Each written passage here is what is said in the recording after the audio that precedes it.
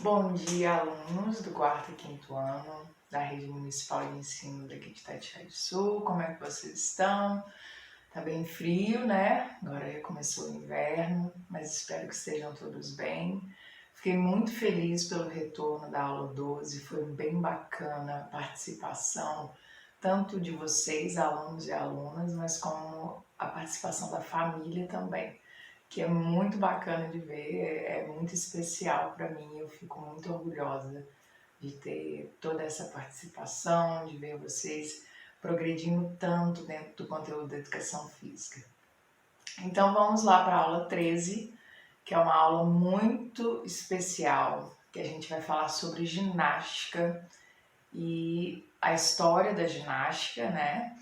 E também quais os tipos de ginástica que existe. Porque muita gente fala ginástica, mas o que é de fato ginástica? Sempre chamou ginástica? Sempre existiu esse nome? Não.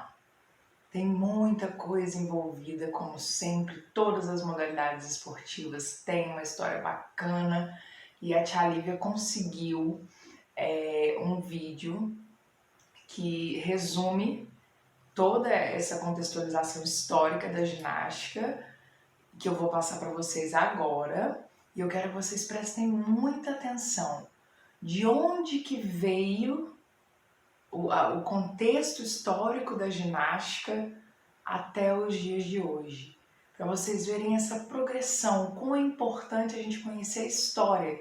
As coisas não surgem do nada, elas são construídas.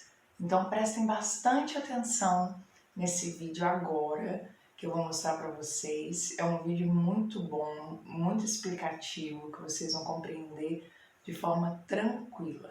Vamos lá? E que você está na aula de educação física e que o seu professor avise que vocês irão aprender ginástica. Logo em seguida, ele pede que você declame um poema e que corte lenha. Estranho, né? Afinal, declamar poema e cortar lenha nada tem a ver com a ginástica. Será? Vamos saber um pouco mais dessa história fazendo uma viagem no tempo para identificar como o significado do que é ginástica foi mudando durante a vida do ser humano na Terra. Começamos pela pré-história. Nesse período, o homem era nômade e precisava estar sempre em movimento, à procura de alimento e de um lugar seguro para descansar, já que ele vivia em um ambiente selvagem e a qualquer momento podia ser atacado por algum animal. Dessa forma, o que possibilitou que o homem sobrevivesse em um ambiente cheio de obstáculos foi a sua capacidade de correr, nadar, lançar objetos, lutar, rastejar, enfim, de se movimentar. Ao explorar a natureza, o homem aprendeu a cultivar alimentos, adestrar os animais e fazer fogo. Estas habilidades fizeram com que o homem se tornasse sedentário e começasse a se organizar em grupos. Na Grécia Antiga, estes grupos se chamavam polis. As polis eram cidades-estados que tinham governos diferentes e que viviam em confrontos entre si. Como nesta época todo homem grego tinha que lutar nas batalhas, eles achavam que era muito importante praticar exercício físico para aumentar a força e a resistência do seu exército. Os gregos iam para o ginásio e praticavam corridas, saltos, lançamentos, lutas, jogos, danças, equitação, marcha, caça, corte de lenha, entre outras atividades. A estes movimentos eles deram o nome de ginástica. Um outro motivo que levou os gregos a praticarem ginástica foi a religião. Para os povos gregos, os seus deuses eram muito fortes. Assim, eles acreditavam que ao fazer exercício físico, eles poderiam se aproximar dos seres divinos. Inclusive, a Olimpíada foi criada pelos povos gregos como uma festividade religiosa, mas isto é assunto para um outro vídeo. Na Idade Média, a prática da ginástica não foi incentivada. Nesse período, as pessoas acreditavam que o importante era cuidar da alma, deixando de lado os cuidados com o corpo. Alguns estudiosos afirmam que foi na Idade Média que surgiram os contorcionistas, acrobatas e equilibristas. Esses artistas usavam o próprio corpo para dar diversão e encantar o povo, fazendo apresentações nos castelos, palácios e nas cidades. Em 1800, surgem na Europa alguns estudiosos que são contra o uso do corpo para fazer movimentos que divirtam as pessoas. Estes estudiosos resolveram criar um novo tipo de ginástica, que serviria para melhorar a saúde das pessoas, desenvolver a coragem e a força para lutar pelo seu país nas guerras e mudar o jeito de ser das pessoas, controlando a maneira como elas deveriam agir. Nesta época, jogos, danças, saltos, corridas, equitação, natação e até declamação de poema faziam parte das atividades que representavam a ginástica e que eram ensinadas em clubes e nas escolas. Ao passar do tempo, foram sendo criadas competições entre os praticantes das ginásticas, nas quais se competiam para saber quem conseguia fazer acrobacias mais difíceis ou para saber quem tinha o melhor salto, por exemplo. Foi assim que foram originados alguns esportes que conhecemos hoje, como a ginástica artística, ginástica rítmica e ginástica acrobática. Atualmente, há pessoas que continuam praticando ginástica para competir. Outras querem melhorar a saúde ou apenas se divertir com um grupo de amigos e se juntam para movimentar seu corpo. Enfim, não importa muito o motivo, o importante é se exercitar, já que não fomos feitos para ficar parados. E aí, o que vocês acharam? É fantástico, não é? É muito bacana ver que veio lá da pré-história a ginástica, mas não recebia o nome de ginástica e faz aquela junção enorme de movimentos, ao mesmo tempo de características que a gente nem imagina, igual cito o poema, que também faz parte da construção até chegarmos ao nome ginástica, termos a sua definição. E agora a gente precisa ver que tipo de ginástica existe. São as ginásticas competitivas e as não competitivas. Eu arrumei outro vídeo também bem explicativo, que fica mais fácil de vocês entenderem com imagens, para vocês conseguirem identificar o que é ginástica competitiva e o que é a ginástica não competitiva. Prestem atenção. Pensando o movimento, hoje vamos conhecer como a ginástica tornou-se uma modalidade competitiva, um esporte. O termo esporte vem do século XIV. Naquela época, era comum marinheiros usarem as expressões fazer esporte, desportar-se ou sair do porto para explicar seus passatempos que envolviam atividades físicas. Hoje em dia, este fenômeno sociocultural abrange diversas modalidades, todas com suas características e particularidades. Mas como nasce um esporte?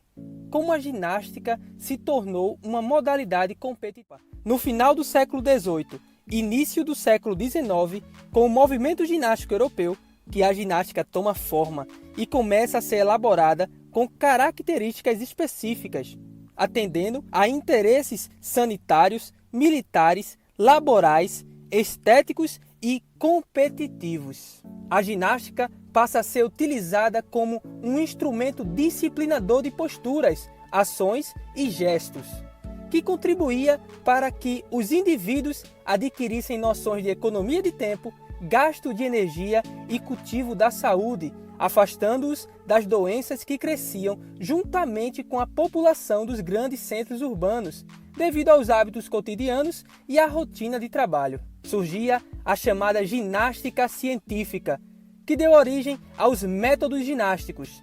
Estes métodos foram sistematizações criadas por médicos, pedagogos ou militares, que tentavam organizar a prática de atividades físicas. A escola sueca, possuindo um viés médico, abordava os conceitos das ginásticas fisioterápicas, servindo de inspiração para a ginástica geral. A escola francesa, trazendo aspectos mais pedagógicos, auxiliando no desenvolvimento da educação física escolar. E a escola alemã, de caráter militarista, influenciou diretamente a modalidade competitiva, ginástica artística e indiretamente a ginástica rítmica. Ainda no século XIX, foi fundada a Federação Internacional de Ginástica com o intuito de regulamentar, sistematizar e organizar todas as ramificações da ginástica.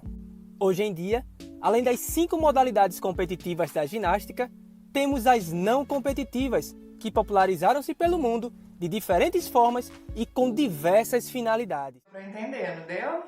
A ginástica competitiva e a não competitiva. A ginástica competitiva a gente vê em grandes campeonatos, tá aí as Olimpíadas chegando, e a não competitiva faz parte, muitas vezes, do nosso cotidiano.